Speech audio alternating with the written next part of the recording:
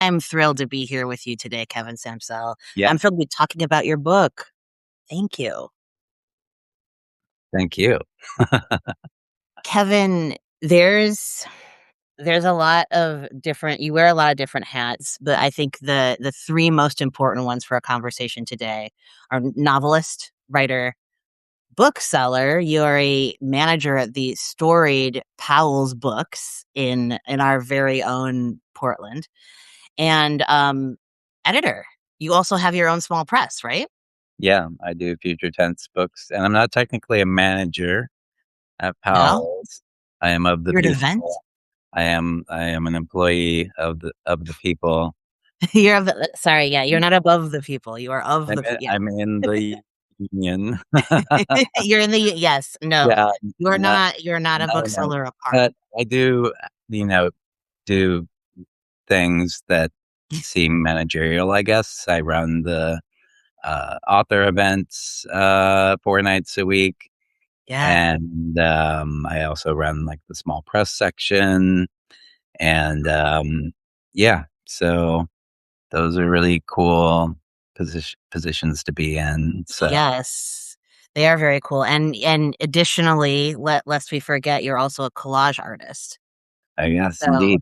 yeah, it's neat all around, and I feel like the collage ties in with the independent press stuff, the indie art stuff. We'll get into that soon, but, Patrick, would I you're not Patrick, I'm so sorry, Kevin. My I middle was just name's thinking to Patrick. is your middle name Patrick? Yeah, because Yeah. I was born on St. Patrick's Day, Oh, so it's Kevin Patrick Sampsell. Kevin, the Or things we learn when we do Substack lives with uh, friends. I okay, so this is your most recent novel, Baby in the Night.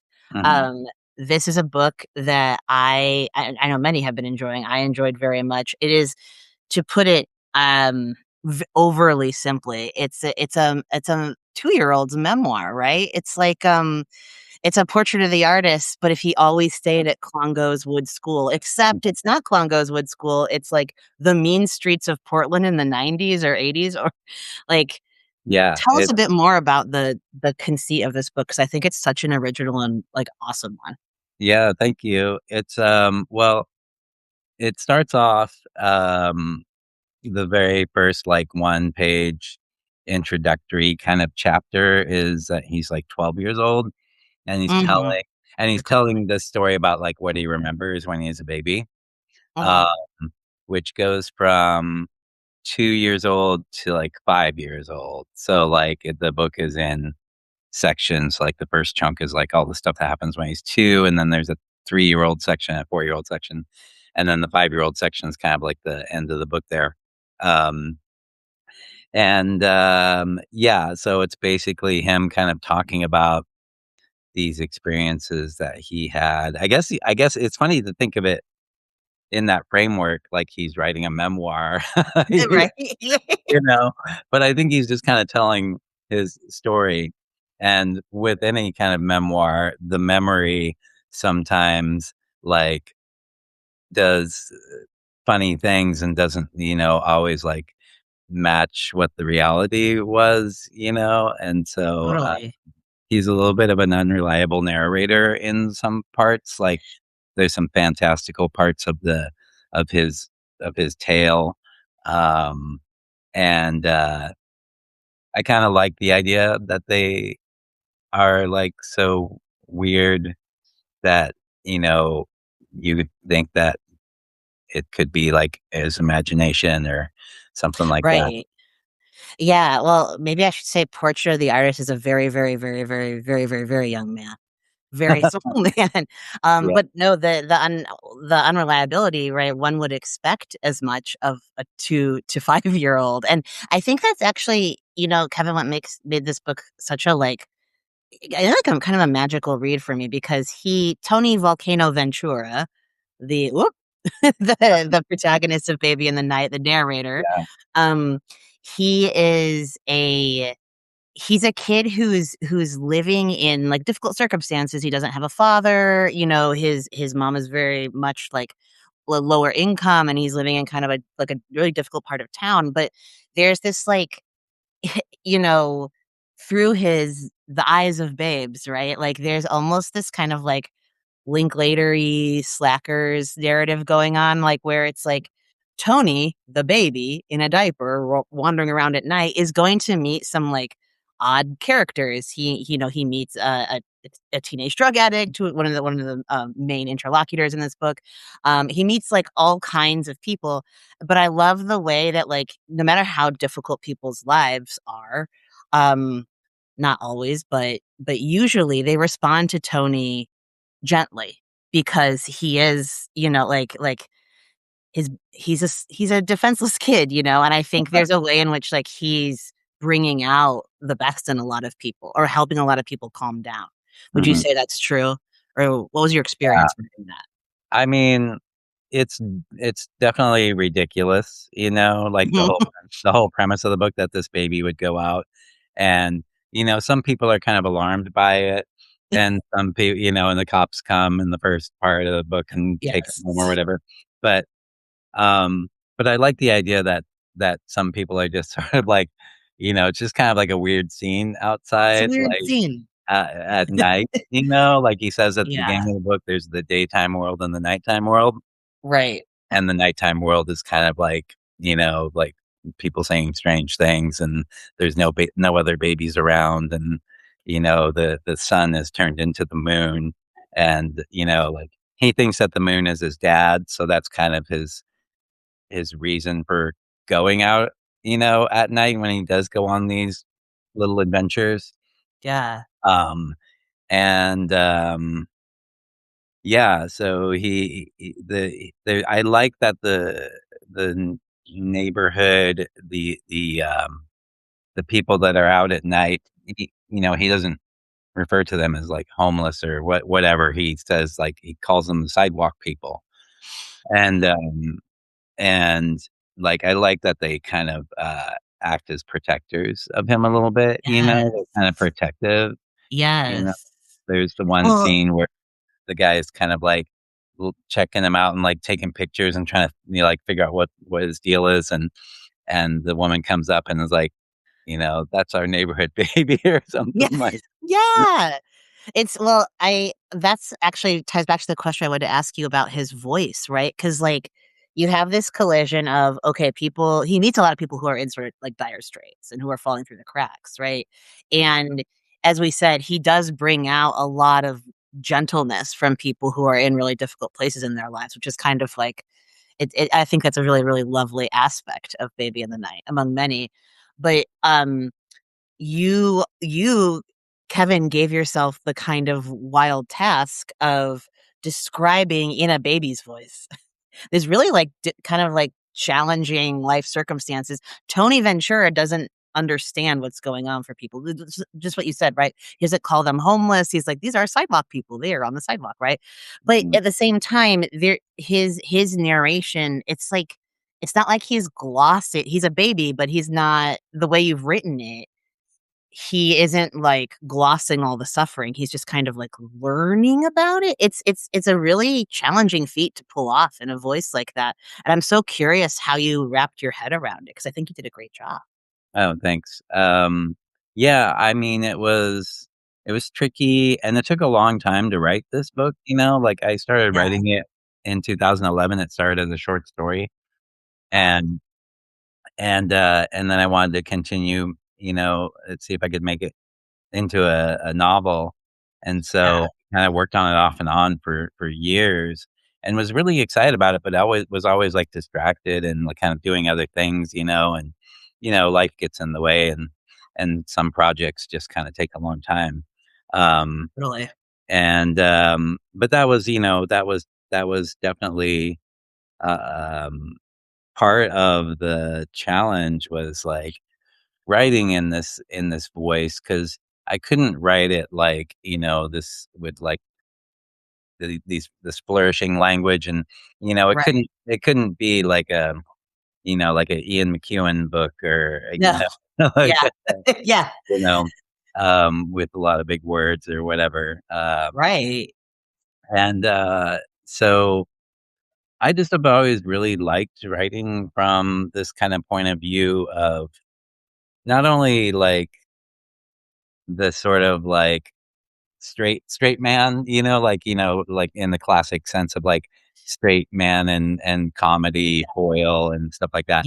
And this Yes. sort of like unassuming kind of like everyman or whatever that like i- is just kind of going through life, like trying to get through life, and then these kind of odd things kind of happen. And and I also really like this kind of innocence of like the baby and the naivety. Um, and I kind of relate to that in some ways because like I grew up in a small town. Um, wasn't like great at school. I didn't go to college. I kind of like at some point I kind of like became like a self-taught sort of person who kind of just learned things through like reading, which I never really got into also until I was like 20 or something like that. I started to like read and then really kind of just like went full steam ahead. Um, but I just have always really liked that sort of entryway of just like, hey, I'm just like an everyday person. Yeah. And, there's all these like weird things in the world, but like, uh, I try not to like judge people or Sure. surroundings, like, especially in from the point of view of a baby, because the baby does not babies don't have the hate, they don't have, They like, don't have prejudice or whatever. exactly. Yeah, they don't have the concepts in place to do the judging. So they're not like yeah. I Yeah, that's such a I love the way you selected that, yeah. Well, mhm, and it actually the idea of being self-taught or an autodidact or, like, however you wanna call it, right? Like, that is how Tony is because Tony's learning about the world. He's learning about the world in in an unconventional way, but boy, is he getting an excellent education, and it's a very, like, humane education. Like, he's, like, uh, meeting a lot of people. Yeah. yeah, yeah. Um, I yeah. mean, there's also the parts too, Raph, where, um, there's probably most of the book is kind of just like him doing stuff with his mom and his Mhm. relationship with his mom and his relationship to, like, he has a friend named Tater who he hangs out with, who's like a really fun who was super fun character too. And, um, so a lot of the book is also just kind of about, him learning about life, like, through his mom you know, and their situation, Yeah. and, It's yeah. it's like a proper it's kinda like a Bildungsroman, like, we don't get a lot of, like, "This kid is growing up," book, like, this kid's, like, his brain is forming, his concepts are forming. We don't get a lot of books where that is actually the action, right? The progression of the plot, and I love the Bildungsroman. I love the Künstlerroman. I feel like we need some more of them because as What's the cool as what's that? I'm sorry? A What's the Künstlerroman is like the artist growing up or like oh, the artist novel. uh, yeah, Yeah. So, like, I kept thinking of Portrait of the Artist as a young man because it's like a Bildungsroman and a Künstlerroman, and then as I was reading yours, and because I was wondering, well, I loved, seeing Tony and, like, develop his concepts about the world, and I wonder what he's gonna grow up to think and who he's gonna grow up to be, and it's mhm, that's your book leaves that, question in kind of a really, really great place. I'm curious though, Kevin, you mentioned, like, getting into reading in your early 20s, which, by the way, everyone, listening now or who will be listening later, there's never a right time to get excited about art. There's never a right time to get excited about reading and write like, people do this at any time in their lives, right? And I think I'm, like, really curious to hear about what that was like for you, Kevin, like, finding books in your early 20s and then now you, like, really, really work with them and you write them, obviously. mhm. Well, how's that journey been for you? What started it? Yeah, well, it's been an interesting, like, trajectory as far as, like, writing and reading and stuff goes, like, I was, when I first started writing, I was, like, just writing kind of like goofy, funny stuff like in high school. Yeah. Um, like little like weird poems that were kind of like almost like jokes or weird like Dada anti poems or whatever. And it was just I've like written those too. just Yeah. because like, at that time, the things I was into, like I loved like Monty Python and Mhm. like and just weird stuff like that. And I remember seeing like Henry Rollins on some show where he read some spoken word stuff, and I just thought it was like the weirdest, like funniest stuff, like because he's so like serious, but it was just like Yeah. um and so those were kind of just kind of random silly things. And then um and so I was writing like these weird little poems, and then but I didn't really read very much. I think I had like a readings jag in like 8th grade or something like that. I remember this like very strange like few months, like maybe when I was in 8th grade, where for some reason I read like 5 or 6 books, like, one after the other. It was like Yeah. like these weird horror books, and then like a sports book and stuff like that. And, but then I like didn't really read at all after that. And I remember in high school, we were supposed to read like The Scarlet Letter and stuff like that, and I totally like faked my way through that and got really bad grades probably.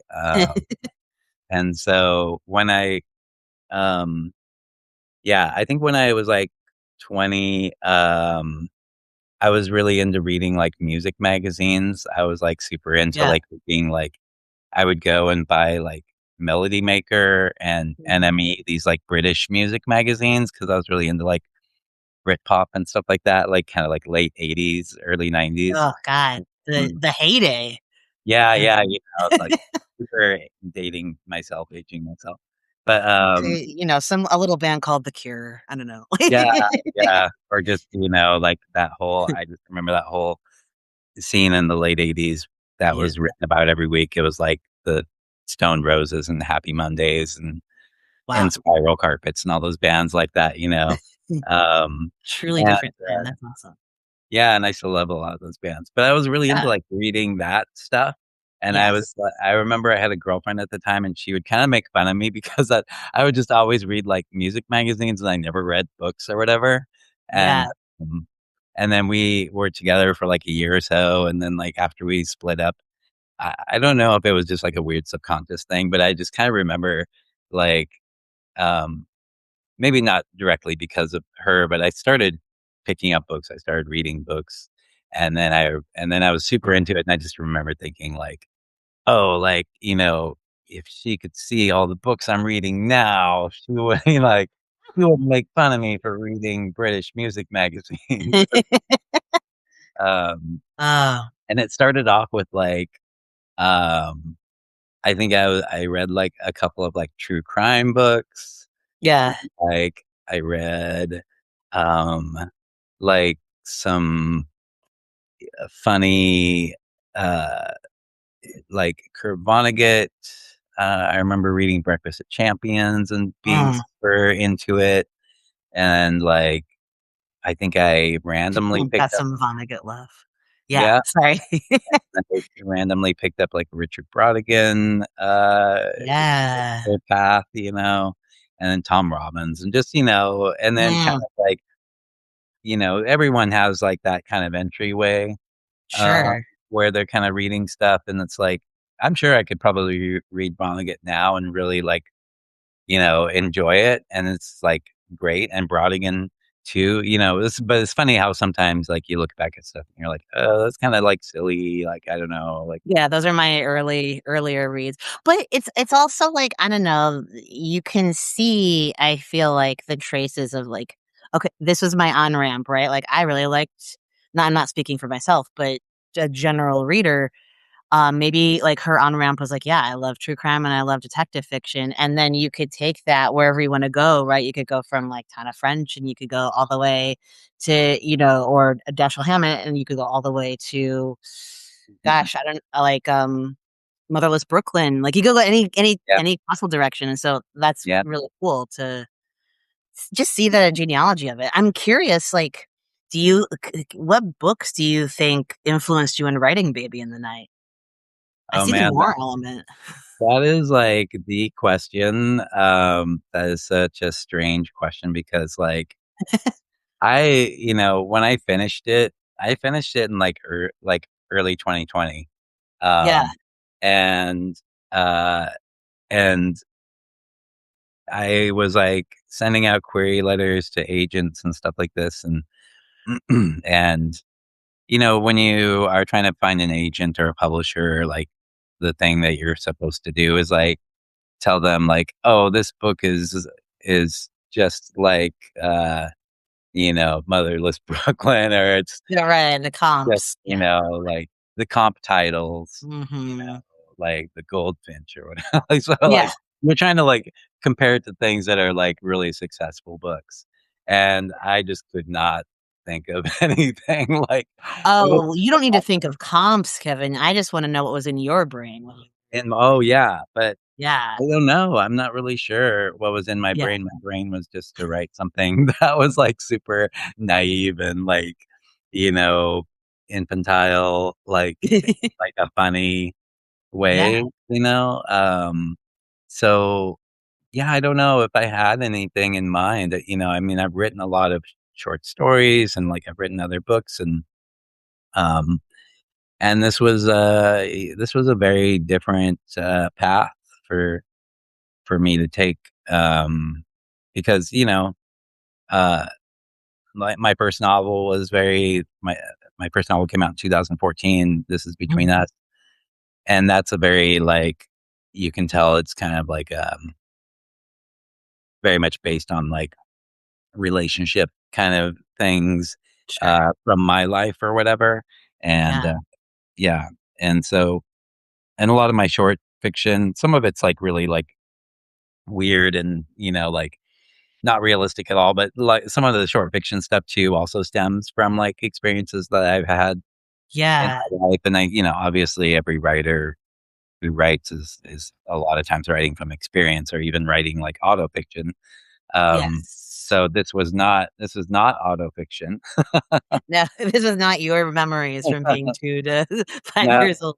Though I here's one thing I will say that you mentioned kind of like a Dada, like a very young, like high school era Dada phase or like haiku phase.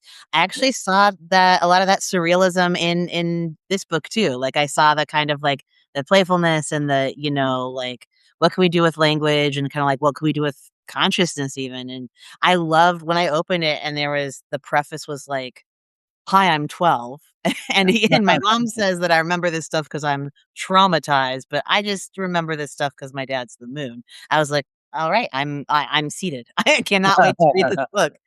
Um, it's, it's cool that it found a home at Impeller. I'm curious if you could tell us a bit more about just like small presses in general, because I know you publish with Impeller Press, you run your own small press. Mhm. Um, Tell us about the small press scene, at least as you understand it.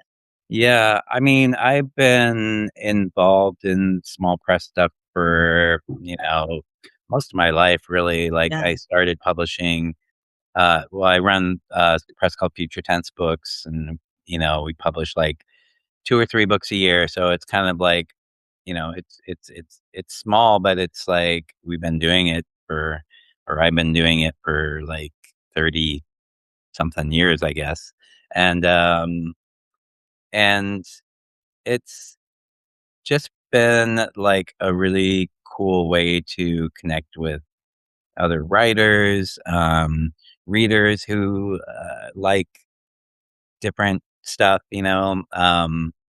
I was just at, I was in LA last weekend.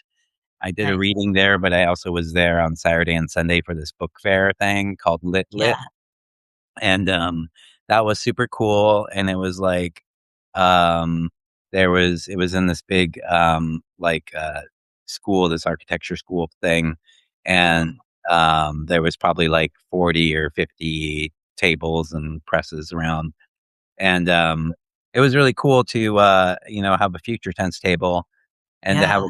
people come through and look at our books and people be like, "Oh, I read that," or like, "Oh, I'm friends with this person," or like, "I Oh, know." I love that. Yeah, And that's always yeah, such a fun experience. so that was super fun. And yeah, throughout, doing it for so long, like I always have experiences like that when I do like a book fair or something. Yeah.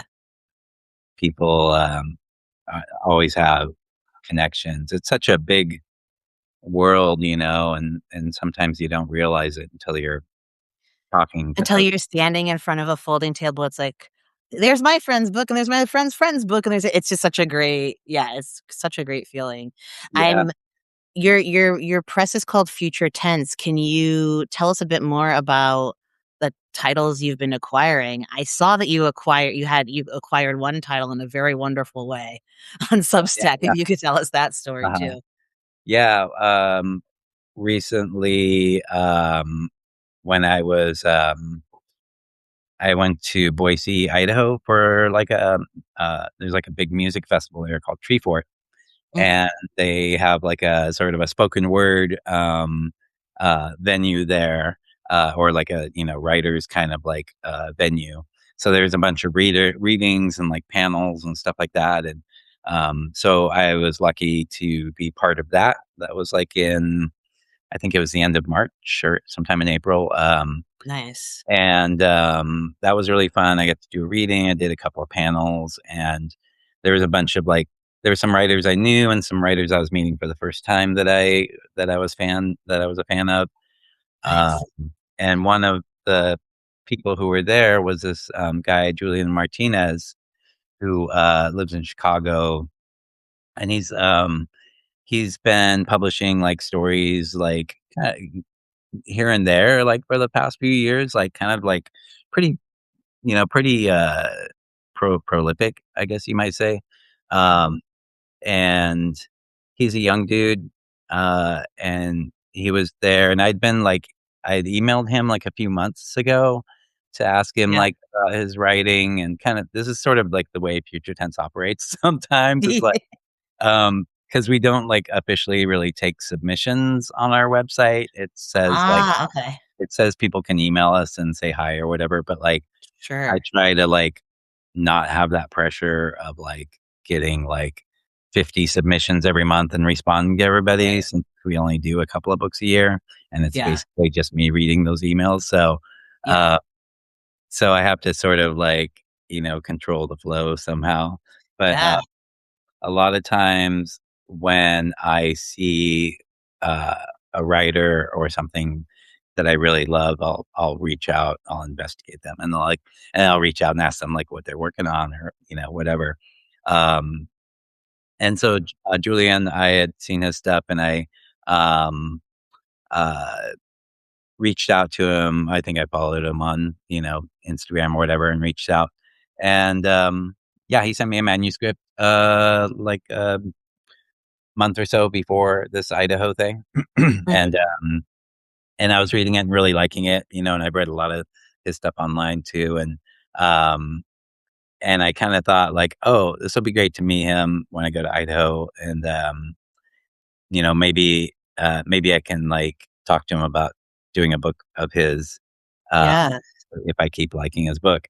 So I was kind of like, cramming, reading all of the rest of his manuscript and reading a bunch of it even when I was there in Idaho, like, in my hotel room, And, um, and then, and I knew that he was really, excited to talk to me about the book and Yeah. and stuff, and I talked to a couple of his friends, like, "Hey, if I do this kind of, like, funny thing where I ask him in front of the audience if I can publish his book, do you think he'll, like, be cool with that and accept it?" Because like, it's like that thing where, like, you see people propose to their That's the parallel I saw though, Kevin, but I was like, honestly, kind of amazing. yeah, Like, I mean, yeah, that's kind of the way I wanted it to be to look, Yeah, uh, yeah. getting down on my knee and stuff like that. Yes. You did, in But fact, then get down on your knee and ask yeah, him, right? And So then good. yeah, and so, like, Good. I was always just really surprised, or not surprised. I was always really, like, aware that sometimes these things end with the person, like, being like, "No," like, "Don't do this," like, Well, this uh, is what I was when I saw that video, I was like, "Okay, so this model, I would be an obvious no to for a proposal." uh, But if an editor, like, was like, "I read your manuscript, I'm gonna do this, like, very funny, very sweet thing where I play a song you like at this reading you're giving or whatever, and then I am like, 'Can I publish your book?'" I'd be like, "Yeah, everybody film this, make this go viral." Like, it's such a lovely moment, and yeah, it's I think clearly, he was really, really excited to mm, to say yes to yeah, that relationship. yeah, it Yeah, was fun. Like, I yeah, did, like, sort of, ask a couple of his friends, like, "Do you think he's gonna say yes?" And they were like, "Oh, yeah, he, like, really, like, hoping, something yeah. happened." So, You so that always was gotta cool. ask the father first for his for the Yeah, hand exactly. very Yes. traditional. And so, Right. there was a panel, and I was on this panel, and it was about publishing and stuff like that. And, so, I had told a couple of people, that I was gonna do it and, like, to film it if they could. And, the guy who was, like, the organizer, um, for all of this stuff too, Sam, he knew it was gonna happen, and I didn't know this, but he actually, like, kinda queued up a song, like, Oh, it's so s playing that's what I when it thought. started It's so happening. great. It's funny. And so at the end of A the good day. panel, I basically said, like, I knew it was, like, the end of the panel. I didn't wanna do it, in the middle of it, Sure. obviously. So at the end, I was like, "Hey, I just wanna, before we wrap up, I just wanna propose something." And then I was like, "Julian, will you come up here?" And he came up and he's like, "What, what?" And, Okay. there's videos of it you can watch. Oh, yeah, I hope to embed one when we send Yeah, this video it was out on my Substack. But actually, this begs the question, begs many questions, but it begs, I think a big one is if I am, if I wanna send an email to Future Tense Books and get in touch, right? What should I be writing? Like, what are you looking for? Excites you in terms of what you wanna publish?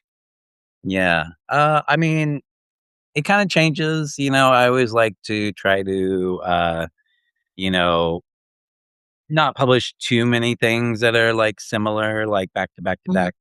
Um, so I this is always, like, a little bit of a tough question, and people would ask me this, like, in LA at the book fair thing, like, "Oh, tell me about your press. What do you do?" Mm, And I had to be like, "Well, I like stuff that's a little bit odd and, like, weird and, like, yeah, literary and, absurd and funny," but yeah.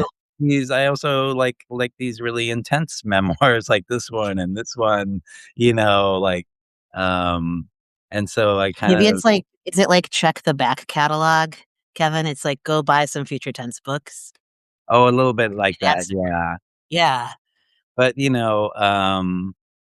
yeah, I don't know. It seems like the last couple of things, that I published have been, like, sorta short Mhm. story collections, like, I like a lot of flash fiction stuff. Cool. I did one book, by a poet that was, like, these prose poems, and then there was collages in the book too, so that was really interesting. I do have a couple of things in front of me just for show and tell. So, like, the new Shane Kowalski book came out a couple months Cool. ago. This is our newest book, and he's one of my favorites. I do have a co-editor who lives in Philadelphia, Emma Alden, and her and I have worked together. She's been working with me at Future Tense for, like, 6 years, I guess now, and, Cool. she's amazing, and we just love Shane Kowalski. This is the second book we've done by him, and he's, like, our favorite.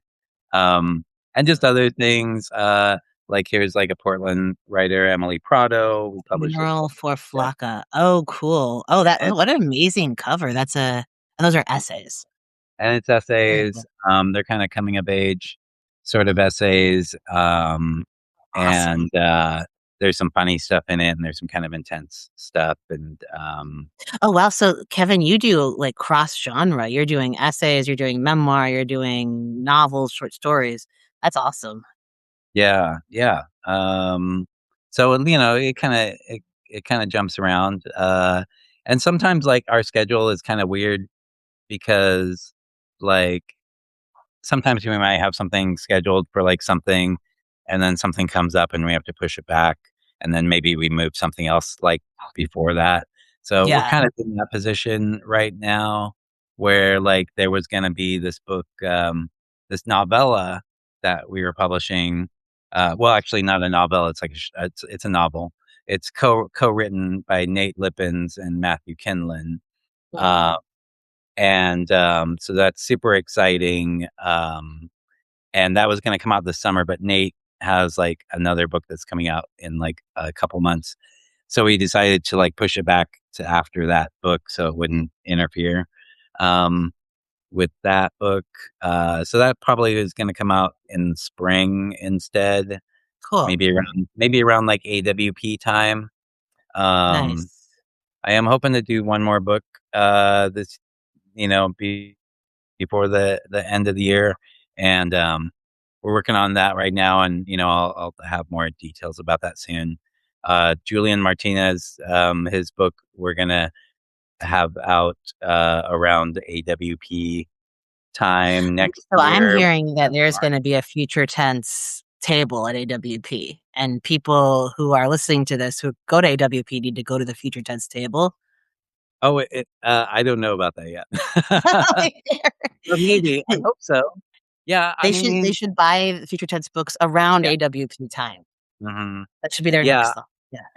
I think you're probably right. There's, like, a good There might be a chance that table. there might be a future tense table Cool. next year at AWP. I mean, I'll it's hit always that up. so tough because you talked about the small press world and wanted me to talk about the small press world, and that's one of the elements of the small press world is that everyone's, like, on a shoestring budget Y for the most part, yeah. uh, including future tense, so it's, like, doing some of these things, like traveling to go to a conference or, you know, whatever, so we'll see, but definitely Julian's book will be out then, and if I'm not there to sell it, I'm sure that there'll be some other table that will There'll have be other tables or it'll be on your website. There'll be yeah, ways to get this book. mhm, Um, maybe one of those ways is even Powell's bookstore, which I'm gonna take a moment, Kevin, and say that I grew up in the Midwest, but I got really lucky and my family went on a vacation to the PNW, and when I was, like, 16, we went mhm, to Portland. I was, like, all this, like, disgruntled teenager. But then we went to Powell's, and I, like, lost my shit. I was like, "Well, this is the best place on earth. Leave me here." yeah, It was, like, the mid-aughts, so it was during your you would have been associated with Powell's during that time, which is cool to think because you've been there for a minute. And, as a bookseller of the people, I wanna thank you, first and foremost, for help selling books at one of my all-time favorite bookstores, or with multiple locations in Portland. Um, but and then I wanna ask you, Kevin, I know you do events. What is the wildest, the weirdest act you've ever booked at Powell's? oh Do you my have a god, story to that effect? when you say act, it makes it sound like I know. I thought I would for fun. yeah, I mean, we have had events sometimes where there's, like, somebody, like, playing music or, you know, doing some, you know, background stuff. Um, yeah, strangest, that's a tough question. Or strangest reader. We could just keep Strangest it. reader. Oh, I mean, there's been a few times. There was like, I There's don't a want lot of strange people who write books. yeah. I mean, most people are on their best behavior when they do bookstore readings, you know, because it's in their best interest to be on their best behavior. Mhm. You know, like, but sometimes people are just kind of odd. Um, you know, there was one time we had, you know, Legs McNeil. He I was like don't know Legs with you. Yeah. Legs McNeil was I think he's still around. He was like a music writer guy Mm, from like the 70s, sort of in that like Lester Bangs, uh, I know um, Lester Bangs. Richard Meltzer sort of school of music writers, rock writers, sort of gonzo rock Yeah. writers. But Legs McNeil wrote a book. His most famous book, I think, is called "Please Kill Me." Mhm. Um, and But he was at Powell's for some event um, 10, 15 years ago. I've been at Powell's for like 27 Yeah. or whatever. So You've it's been just at Powell's for a been minute, yeah, for a long which is a time. great place to be for a long time. Yeah. But so Legs was there, and like during his um during his talk, he just like casually just like pulled out a cigarette and like lit it and started smoking. And so it's like, just weird Oh, things like, sir. and kind of like I'm kind of in the back of the room, like, okay, let's just like let him do his thing or whatever. But then somebody in the front row of the audience like asked him to put his cigarette out, and he was kind of like, "What? What?" And he, Were you sure. quietly thinking, like, just, like, thanking the universe that the rare books room is sealed off Oh yeah, so that the yeah, smoke couldn't get in there? Yeah. yeah, or like smoke alarms or whatever. Yeah. Um, but yeah, I so anyway, that was like just like a funny interaction. One time, like Eric Bogosian, like the mhm. actor, he's written a couple of books. He did like a lot of stuff like talk radio and like, um, he's kind of done like, so he's like pretty famous, like monologuist kind of person. Yeah. But also on a bunch of TV shows. He's really interesting, and I think I've actually hosted him like twice when he's come to Powell's. But one time he came, this was again probably like 10 years or so ago, and Mhm. he's like probably at the time like around 60 or so, and um, he's reading, and his stuff can be a little rough, and uh, and some lady like uh, walked out in the middle of his reading, but she like gave him a note first. She like handed him a Mm. note, like, and then she was walking out, and he stopped his reading and he opened the note, and um, it said something like "Your roots are showing" or something like that. It's just like some really weird, like passive aggressive thing, and he was like, what do you mean?" He was like talking, He just started doing trust he's oh, like man. reading, he's like, "What does this mean?" Um, and so Oh, weird, that's amazing.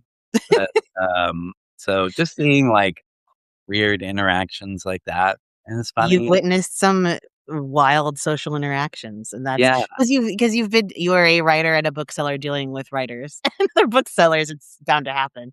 I wanna say, anyone who has questions specifically for Kevin, feel free, type them in to the, live chat here if you've got a question for him. I've got more questions for him, so you have time, but if you wanna ask a question, by all means. Ask away about Baby in the Night, Powell's, anything Kevin Sampsell is doing. He's doing many cool things. Another question I have for you, Kevin, still this is still about Powell's. What what are your like I think many of us who have known and loved Powell's books have had a like light bulb moment of like finding the book we needed or like finding a rare book or like just having a really, I don't know, a beautiful experience somehow locating a book that would not be easily located otherwise. mhm. What experiences like that have you had at Powell's? What are your happy book memories or Just happiest? like finding like weird things. Yeah. I mean, there's certain, especially, when I first started working there, um, there's certain authors where I'm always kind of like looking for like interesting, uh, editions of books, like certain writers who may have written a bunch of books, and like like I've read like some of them, but not all of them. So like, this happens when I go into other like used bookstores around the country too. mostly Yes. used bookstores, is I'll kind of go and I'll look to see oh, I want to see if they have any like Harry Crews that I haven't seen before, or Yeah. Leonard Michaels, or like Lydia Davis, or Yeah. uh, stuff like that. So like Yeah. I'll look around for things like that. But as far as pals go, yeah, I mean, I did grab like a few kind of like show and tell books. Please. And some of these are just kind of like, um, you know, early kind of books. This is The Age of Wire and String by Ben Ooh. Marcus. Um, Wow, that's an old Ben Marcus. yeah, this is like a super cool book. Oh, what a cool edition of it. It's Yeah. just such a weird little book, and it has like these kind of odd little stories. Oh, it's awesome. I'm kind of influenced by this book in some kind of weird ways. At the end of each section, the thing that I really like about this book is at the end of each section, there's sort of kind of like a glossary of some of the words where it says like terms, and it'll say like, this is what this word means, and like the word heaven means this, and the word Jennifer means this, and like That's it's awesome. like really strange. And then in the back of this book, there seems to be a glossy photo of Ben Marcus, like. Wow, that is a yes. A very young I recently saw a similarly young photo of Jonathan Franzen. He younger than I am, like, by much, younger than I am in Yeah, the photo. He was, like, probably mid-20s, and yeah, I was like, pretty young when he started. "Ah, how is he ever that young?" Yeah. That's a Um, young Ben Marcus if I ever saw one. yeah. Wow. Oh, Wow. speaking of kind of weird events that we've had and people who've Yes. been at Powell's, there is, this may have actually been even before I started working at Powell's, which was like, I started there in like late 97, at a different Powell store actually, and then I moved to the Burnside store in 98. This, Crispin Glover, um, Crispin Glover. yeah, the Wow. actor, Yeah. weirdo. Um, Very, very weird man. He yeah, wrote what is that called? Rat catching?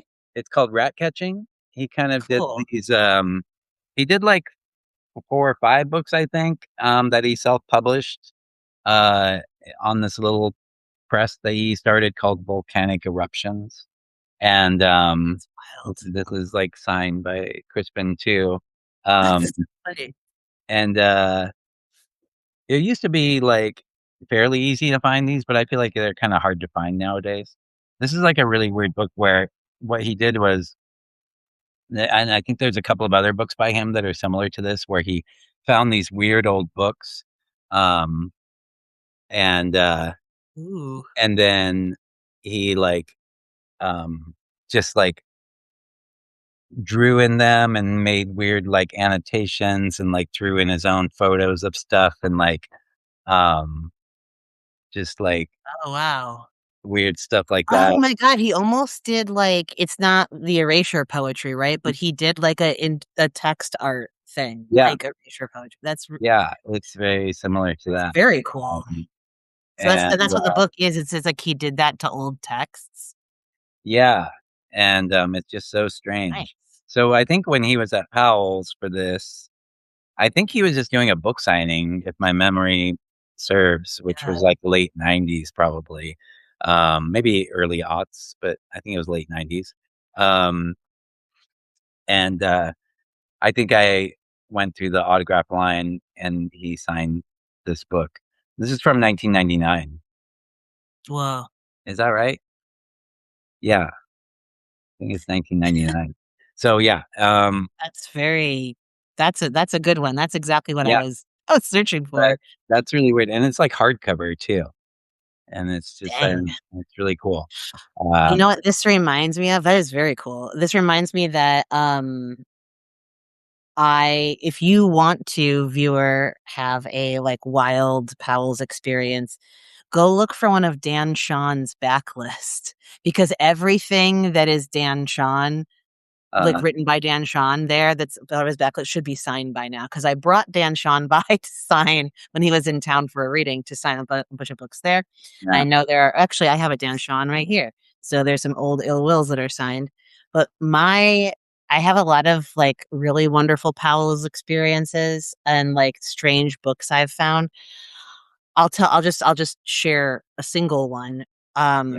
Which is that I wanted to find a I wanted to find a certain I think it was a Joshua Cohen book. Well, here, hold on. Well, sorry, Mhm. when I type everybody, I realize. Yeah, so here's what happened. Sometime in like February, I became aware of the fact that I wanted to read The Netanyahus by Joshua Cohen. And I was like, well, I guess that'll happen at some point. And then like weeks later, it was on the end cap at the Hawthorne Powell's. It was just like randomly featured the series of books, and it felt like divinely appointed. I was like, oh, now is the time that I will read the Netanyahus. It felt like Powell's was reading my mind in kind of a surreal way. Um, and the other magical That, I experience mean, that I must have been did, like a big award, right? say that again. I mean, I know that it's like it was on like kind of a smaller press for him, but like it won like a big award, I think. It won a big award, but it didn't. I feel like it won a big award a while ish ago. I mean, 2021, so Okay. it's not like it's like forever ago, but this was all this year. And I was Yeah. like, I'm suddenly aware that I need to read the Netanyahus. Um, Uh, and then the other are they magical good? thing that happened, yes, yes, Yeah. I enjoy Joshua Cohen.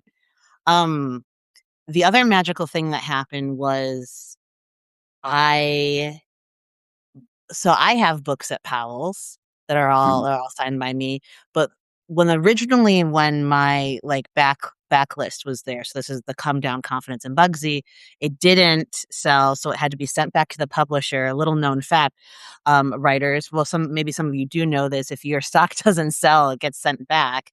Mhm. Um, unless you have a bookseller who's willing to help move it. And so some new stock came in, and this wonderful individual I'm speaking to now helped move that stock. So this is why, whether you are a writer or a bookseller, or as is often the case, both, or more and more the case, I think it should be, I think it should be more and more the case, because I love when booksellers write and I love when writers booksell. But knowing booksellers and like caring about the work that booksellers do is so critical to maintaining a literary career because that is who is helping you. And Yeah. Kevin, thanks for making that experience at Powell's all the more magical. Oh, My yeah. books actually sold. Yeah, yeah, you're welcome. I mean, I love doing that too when I go to different places and like, there's certain bookstores that you hear about and, Yeah. go into. After I was in San Diego or LA this last weekend, I went to San Diego too, and I did a reading, um, at a place called Hay Books, Hey. And my friend Matthew runs that store, and that was really cool. And there's another great bookstore in San Diego I went to that morning, the Book Catapult shirt I'm wearing Mm. right here. Um, Oh, that's great. I love sort of that. cute T-shirt. It is. And, I went in there, to say hi because I knew that they, um, order, like, future tense books. I know that Mhm. carried future tense books there before. Specifically, it's funny, as a publisher or whatever, every once in a while, there'll just be, like, one book that kind of gets latched onto by some bookstore and gets, like, hyped and just, like, sold a bunch. And Yeah. then and then other things just kinda come and go. But there's this book that I published a couple years ago here called Cheap Therapist Says You're Insane Yeah. by Parker Young. It's short stories, and they're just kind of these, like, weird, sort of anxious short stories about, like, weird people in weird situations. Super funny. Um, That. and Yeah. this place, the Book Catapult, like, is always ordering this, and I always see it because like, That's so my awesome. my press is distributed by Asterism, which is a Yeah. cool small press distributor. based in Seattle, and so Cool. their their machinery, their like, um, uh, what do you call it? Their process is so great that, like, um, whenever a bookstore orders, like, copies of our books, I always get an email saying, like, "Oh, this store ordered, like, 5 copies of this book and 2 copies of this book," Oh, or whatever. great. And then, yeah, and so that's really cool. And so I feel like I get these emails where it's like, "Oh, the Book Catapult ordered 10 copies of Cheap Therapist," and I'm like, Oh, "Wow, they just keep selling it." And so I went in there, that's fabulous. um, and just, like, met the guy who runs it and a couple of the employees, and, was just like, "Hey, just wanted to say thanks for, like, selling Parker's books," and they're like, "Yeah, we've Yeah. sold, like," and they looked on their computer, they're like, "Yeah, we've sold, like, 160 copies of that book," or something. Holy moly, that's awesome. Yeah, so Well, so actually this is worth mentioning too. If I go to an independent bookstore and I say, "Hey, I wanna order this future tense title through you," you'll get emailed, right? It'll be distributed, and then oh, yeah, they can usually put it in their order? if it's Yeah, coming from Asterism, I would get the email. We cool. also, like, print and distribute through Ingram, so Okay, through Ingram too, gotcha. yeah, The main one, big one.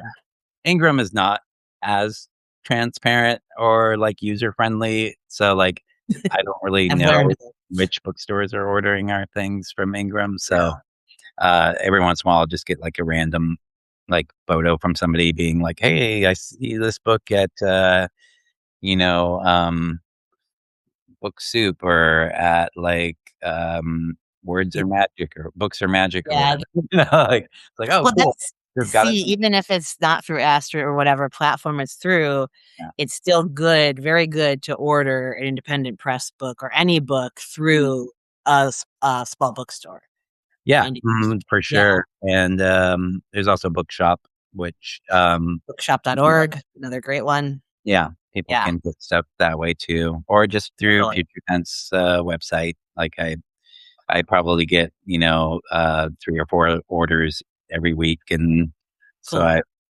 I have a labeler here at home. I just like to label them myself. Oh, Kevin, that's Right. awesome. Uh, It's cool to too that, like, this is through Impeller, this is through a different press, your books. We can order this off the Impeller site, but also on bookshop.org, again, wherever books are sold, they're and you can distributed order too. it's through Astrozoom too, very Yeah, good to know. So and you can order future tense books ever wherever books are sold, also through mhm, Asterism, also online. And I could not recommend it enough. I think that it's a really, really, really cool thing you're doing here, like, basically just being involved in, like, the promotion of and the artistry around multiple small presses.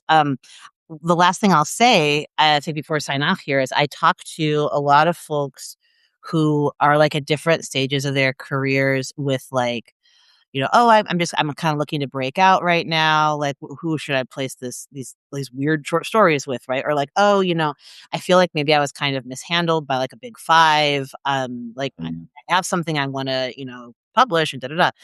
And I am really, really, like, I have a lot of enthusiasm for presses who that are kind of, like, picking up the slack where, like, the big 5s kinda have their focus, right? And people's careers could kind of feel like they stake off in different directions, but the smaller presses are often more willing to take risks, I think in part because there's the shoestring situation, right? Where it's like it feels less like a gamble for the press itself and more like we are putting art out in the world, and maybe you can speak to that as well. Yeah, I mean, I think there's a lot of great stuff coming out with bigger presses for sure, but I know that there is also just a lot of, like, weird inner workings that can sometimes, not be great for the author, or there's, like, expectations, and sometimes, like, if you don't sell, like, a certain amount of books, like, then it kind of, like, damages your chances, like, later on, you know? I think that has happened to people, but I also think it's not as common as people think. But go on. Yeah.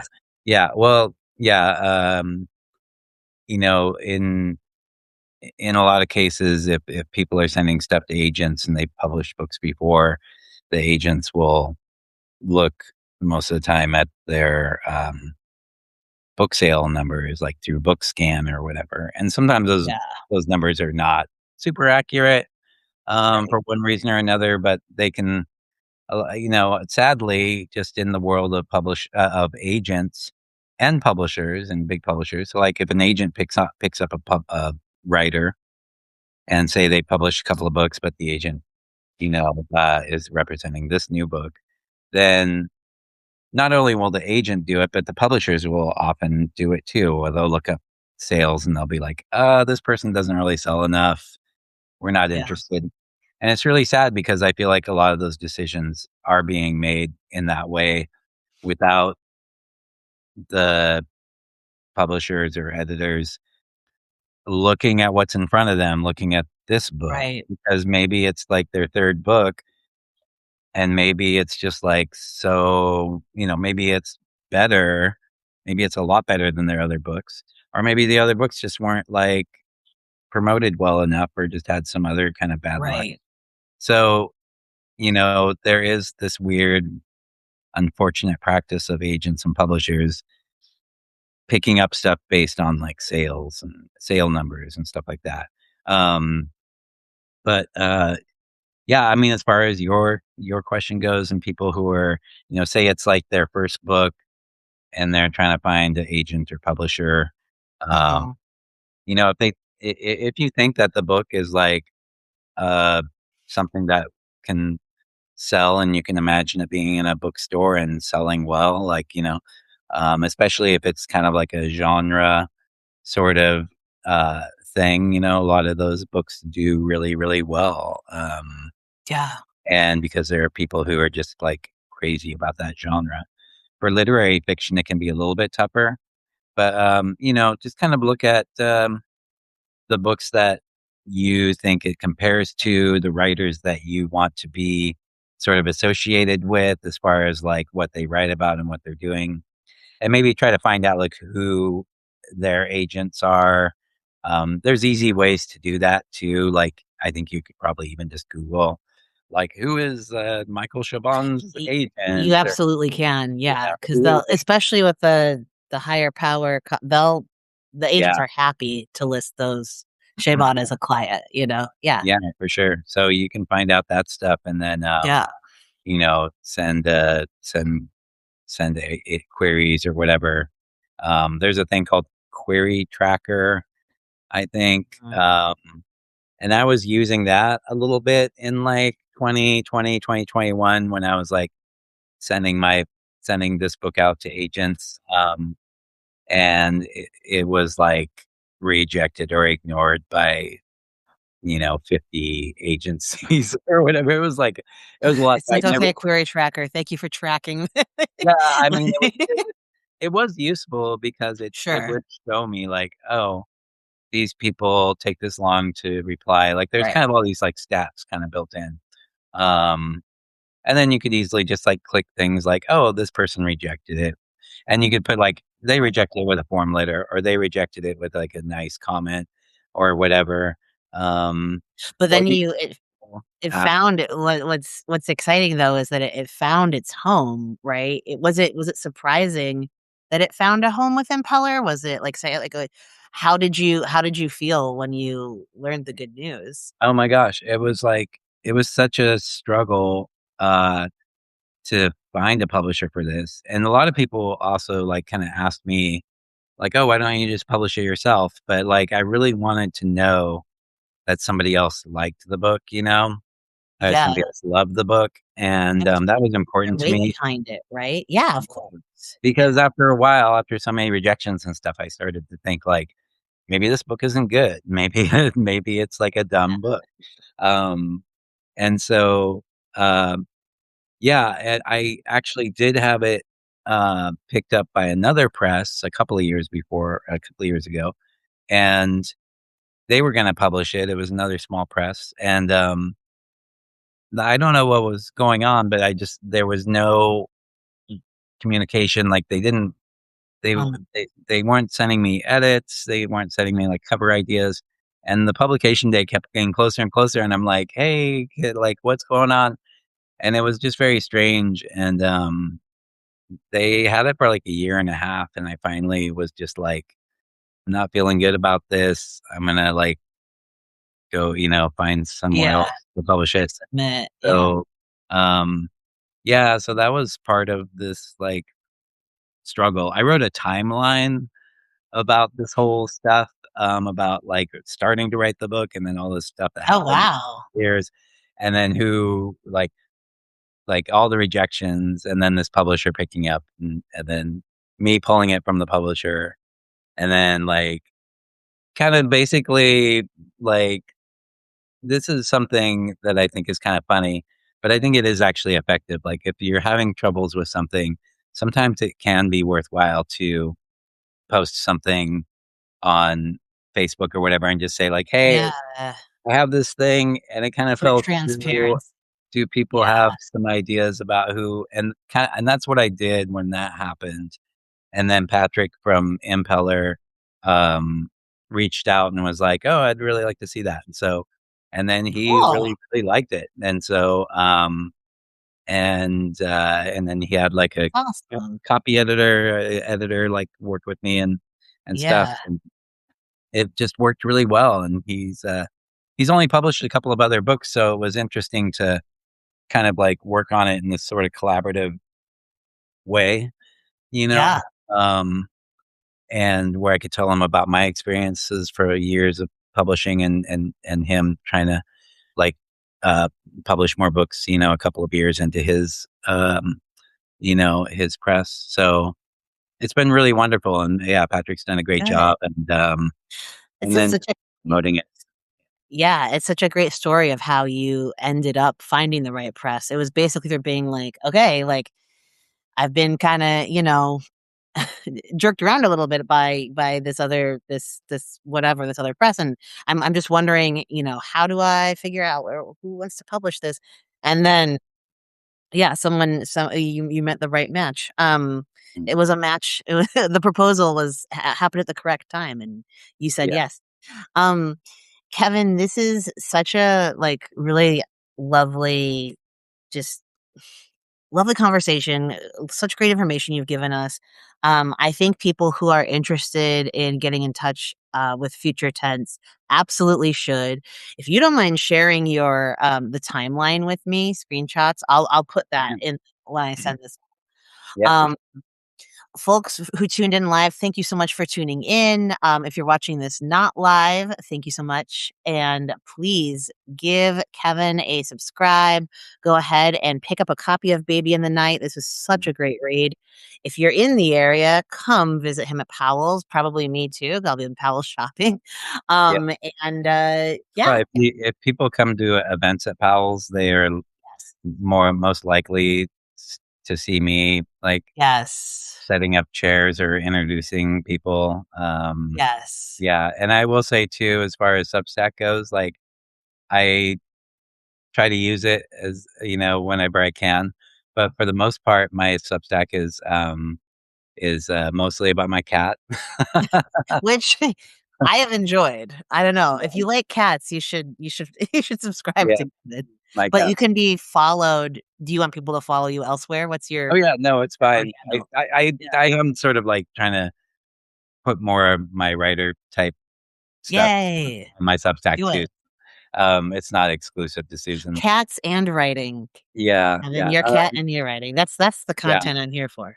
I'm on Instagram too, at Cool. Kevin Sampsell, and then there's also at Future Tense Books on Instagram.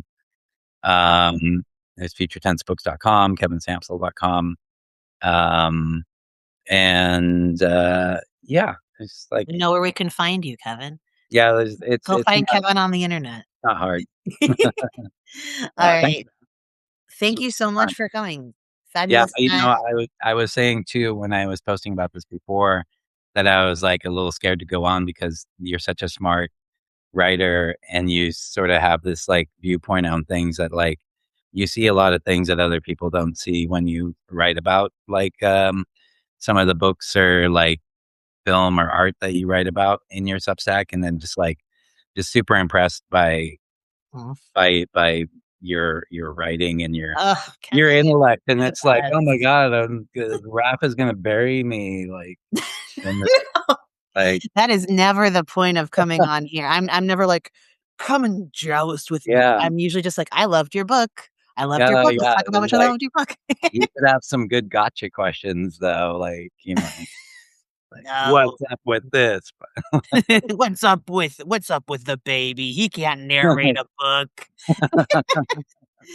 Well, thank you so much for coming on. Thank you for the kind words, and thank you to everybody who tuned in. Yeah, thank you. Bye. Bye.